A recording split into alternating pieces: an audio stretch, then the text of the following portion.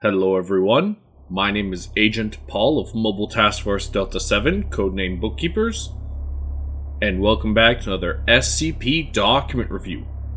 And the SCP we will be reviewing today is SCP-9749, Object Class Ticonderoga.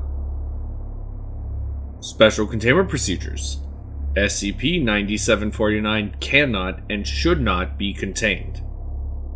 Description: SCP-9749 is the source of free will, which is prophecy.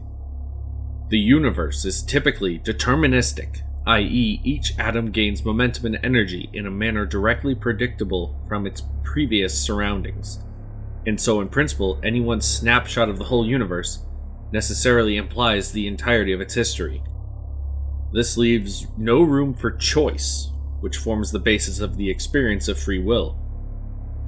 Prophecies are predictions about the future which are anomalously guaranteed to come true, no matter the current conditions in material reality. These prophesized events can be thought of as a form of retrocausality.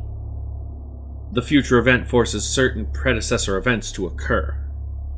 The prophecy that a great empire will fall necessitates the existence of a great empire. This would not, itself, be sufficient to create true choices. Critically, a prophesized event has multiple possible predecessors. Free will is then the process of choosing between these predecessors, which are otherwise indistinguishable by classical and mystical physics. None of this is done consciously. It is nonetheless the case that prophecy is a precondition for genuine free will to exist. Historically, prophecy was common, produced by devotees of pluripotent entities, goeticists, and osteomancers.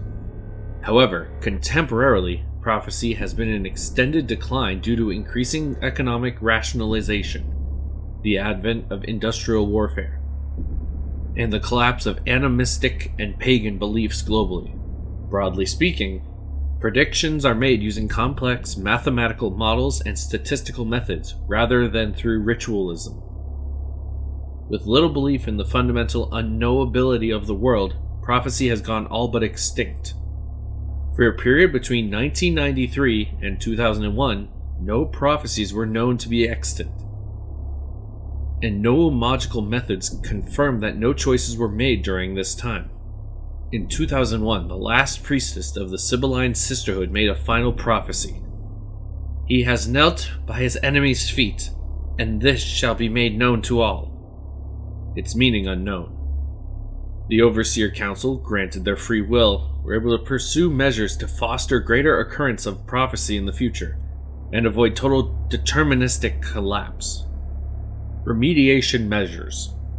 Below follows a brief list of various attempts to induce re-emergence of prophecy and their results. 2003. Popularize various budding New Age, Neo-Pagan, and Satanist movements. This was a failure.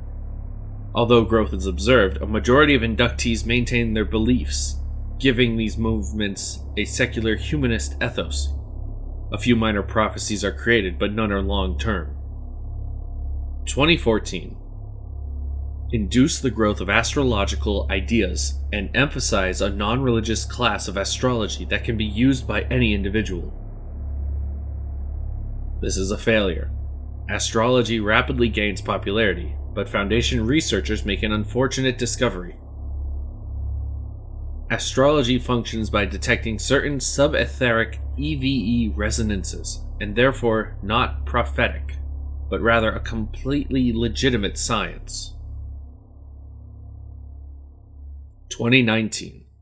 Use newly emergent social networks to promote esoteric philosophers, especially on short-form platforms, with the hope of spreading a mystical worldview among a smaller but more influential population, producing fewer and longer time-scale prophecies.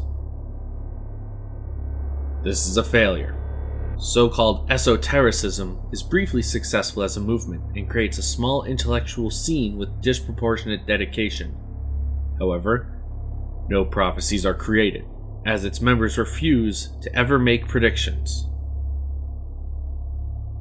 2023. Saturate the infosphere with propaganda encouraging private individuals to form emotional and material ties to their predictions of future events, in the hopes this will create a flood of minor oracles. On account of the urgency of the situation, enormous resources have been made available to this campaign, which plans to spend upwards of $1 billion and seeks to enlist global cultural icons. This was a success. See the article on GoldmanSachs.com, Why U.S. Sport Betting Could Become a $45 billion Business. And that is it. Thank you all so much for listening or watching. This one was oddly well timed with the Super Bowl. My name is Agent Paul of MTF Delta 7, and I'll see you next week with another document review. Bye.